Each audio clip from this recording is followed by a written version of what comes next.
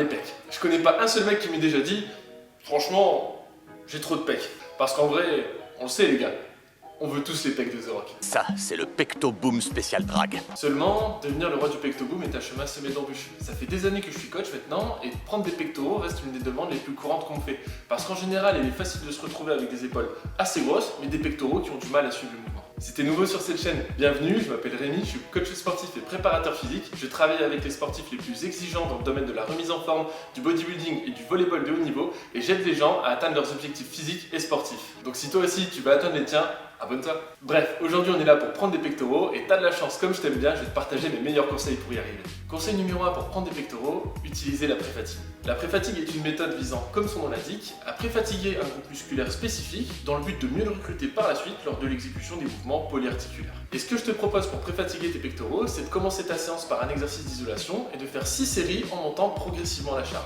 Sur ces séries, je te conseille de cibler des répétitions assez longues lors des premières afin de pouvoir te mettre en route progressivement et de diminuer petit à petit le nombre de répétitions au fur et à mesure que la charge augmente. Pour ce qui est de la récupération, je te conseille de prendre 30 secondes à 1 minute de récupération entre chaque série, pas plus. Vous verrez, ça fonctionne très bien si vous aviez du mal à ressentir vos pecs sur les mouvements de développé ou de dips par exemple. Cette fois-ci, croyez-moi, vous les aurez en feu.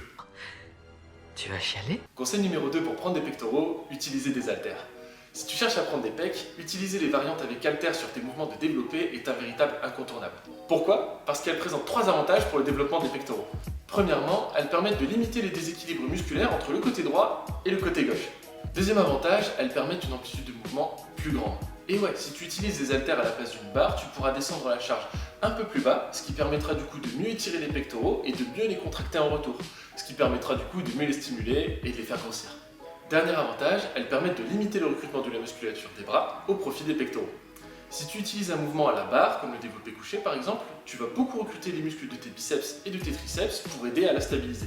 C'est pour ça que je te conseille de privilégier des mouvements avec haltères plutôt qu'à la barre, même si ces derniers ne sont pas à jeter à la poubelle. Tout simplement parce qu'elles te permettront de prendre plus lourd, ce qui est toujours intéressant lorsqu'on parle d'hypertrophie musculaire. Après, si tu es suffisamment balèze, il existe une troisième option, mais tu vas avoir besoin de partenaires d'entraînement qualifiés.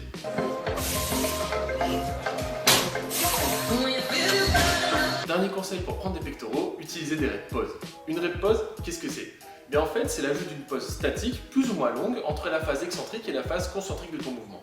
Concrètement, ça veut dire que sur un mouvement de développé ou de dips par exemple, il faut que tu ajoutes une pause d'environ 2 secondes sur la partie basse de ton mouvement lorsque tes mains sont au plus proche de ta poitrine avant la remontée. En fait, en supprimant l'énergie élastique, on va contraindre l'activation des pectoraux, ce qui permettra de mieux les recruter et du coup de mieux les stimuler. À cette étape-là de la vidéo, tu dois peut-être te dire, bon, si utiliser des haltères ça me permet de mieux prendre des pecs, et que mettre une pause sur mon mouvement ça me permet de mieux les développer aussi, alors j'ai qu'à faire que du développé couché haltère avec des pauses.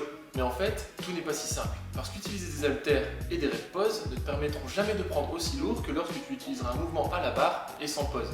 Et le secret pour avoir des pectoraux massifs, c'est surtout la régularité. Le mieux, ce serait de les entraîner au moins 2 fois par semaine en appliquant l'ensemble des conseils que je t'ai donnés dans cette vidéo. Alors maintenant que tu as tout ça en tête, fonce à la salle et bâtis-toi les pectoraux que tu mérites. Comme d'habitude, si la vidéo t'a plu, n'hésite pas à la liker, et si tu as des questions, posez dans les commentaires, je te réponds sans faute. Voilà, c'était le coach Rémi, à plus tout le monde.